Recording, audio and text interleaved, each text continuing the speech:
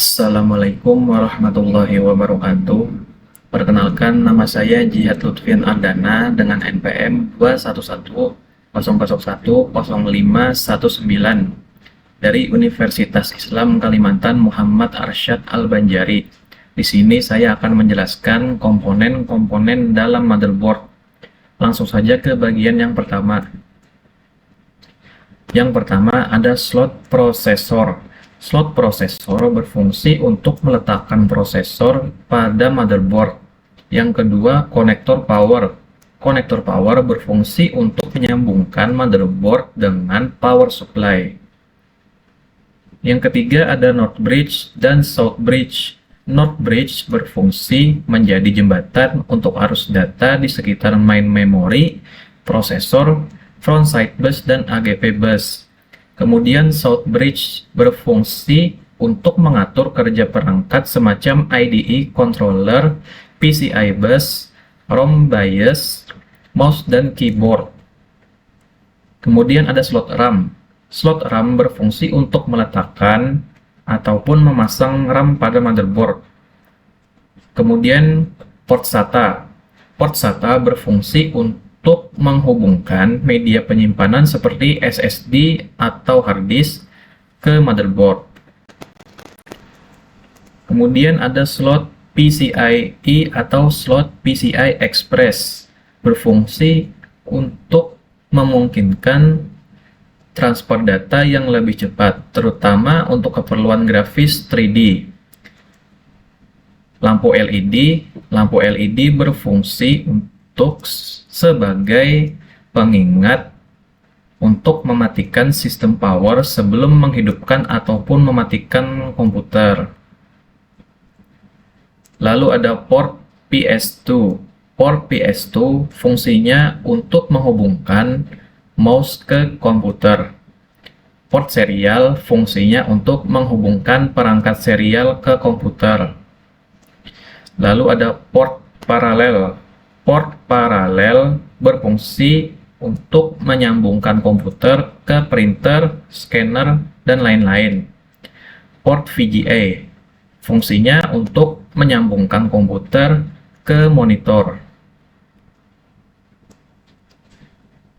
Kemudian ada port DVI. Port DVI berfungsi untuk menghubungkan sumber video seperti kartu grafis ke perangkat layar.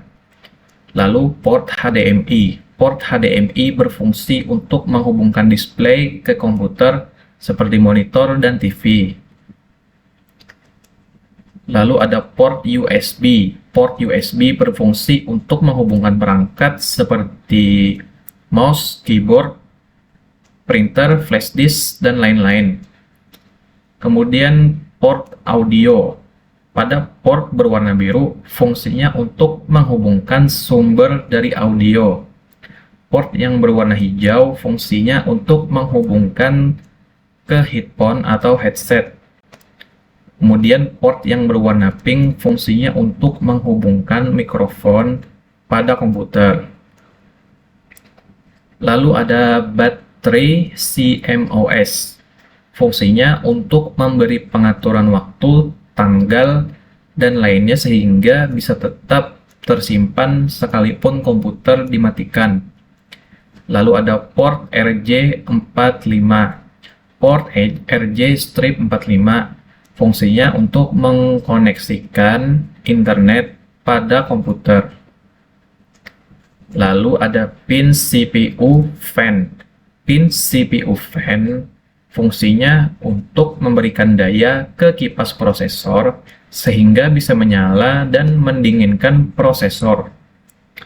Kemudian pin front panel fungsinya untuk sebagai konektor dari casing ke motherboard sehingga kita bisa menyalakan komputer melalui casing.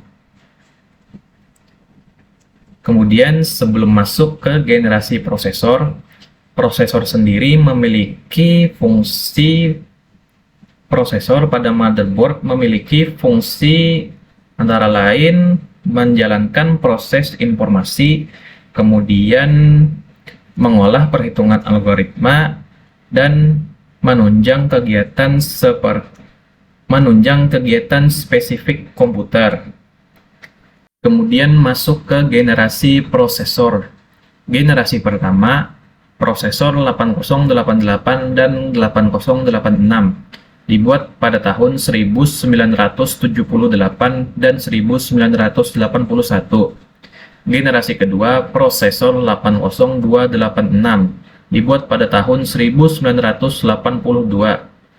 Generasi ketiga, prosesor 80386DX, dibuat pada tahun 1985. Kemudian generasi keempat, prosesor 80486DX, dibuat pada tahun 1989.